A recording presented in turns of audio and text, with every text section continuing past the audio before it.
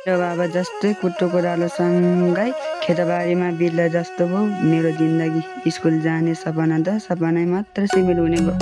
के गर्नु त यस्तै छ जीवन सोचे जस्तो हुँदैन भन्थे हो रहेछ। गरिबैको घरमा जन्म लिनु कर्मै खोटो। ओइ ढिला भइसकेको कस्तो छ एसेम्ब्ली बस्न अहिले ढिला हुन्छ छिटो छिटो जाउँ। है साँच्ची त आज नेपाली म्यामले पनि होमवर्क दिनुभएको थियो अनि होमवर्क पनि चेक गर्ने अनि शब्द अर्थ पनि पढ्न दिनुभएको थियो। त्यो पनि सोध्नु भनेको थियो नि तैँले पढेस् कि नै? मैले त सबै पढिसकेँ।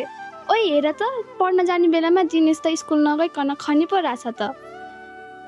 दिनेश आउन विद्यालय जाऊ, पढेपछि तिमीले भविष्य बनाउँछौ। ओहो शिक्षाले म र मेरो आमाको पेट भर्छ र पढ्न सर्न जाँदैन, तिमीहरू नै जाऊ।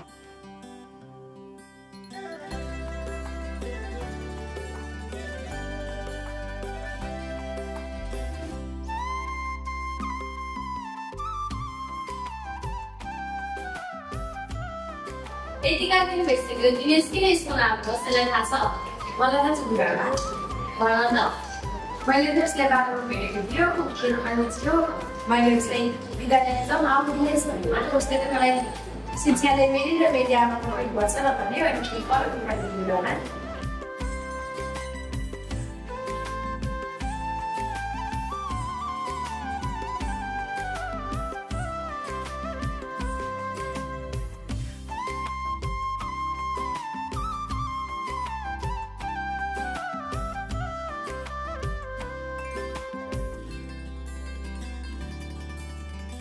रानी मेरो मौसी दादा सकेपछि दिनेशको घर जाउँ न त भइहाल्छ नि बाबा।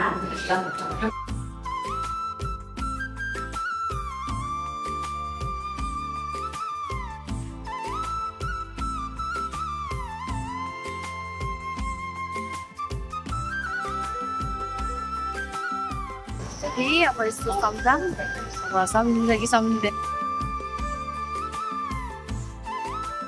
दिनेश दिनेश बाहिर आऊ त।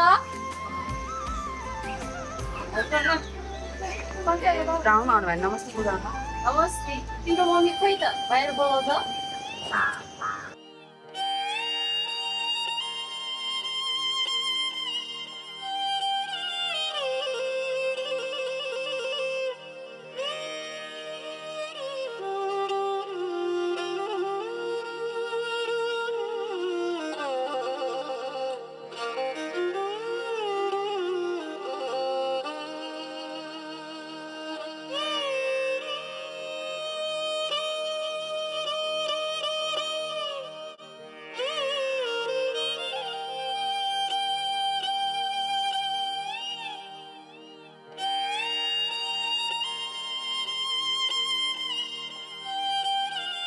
दिनेश राम्रोसँग पढ्नुपर्छ ल, एकदमै दुःख कष्ट गरेर पढ्नुपर्छ। तिम्रो त अधिकृत बन्ने सपना छ क्यारे, त्यो सपनालाई पुरा गर्नुपर्छ है।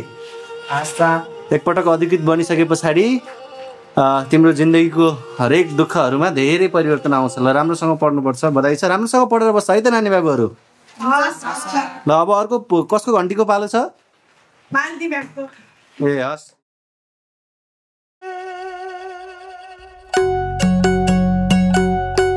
इष्टकोट आफ्नै काटी छोरालाई भोटो। गरिबैको घरमा जन्म लिनु कर्मै खोटो। इष्टकोट आफ्नै काटी छोरालाई भोटो। गरिबैको घरमा जन्म लिनु कर्मै खोटो। ठुलो मान्छे बनाउने रहर गाउँमै बित्यो आफ्नो जीवन पुगोस् छोरा सहर।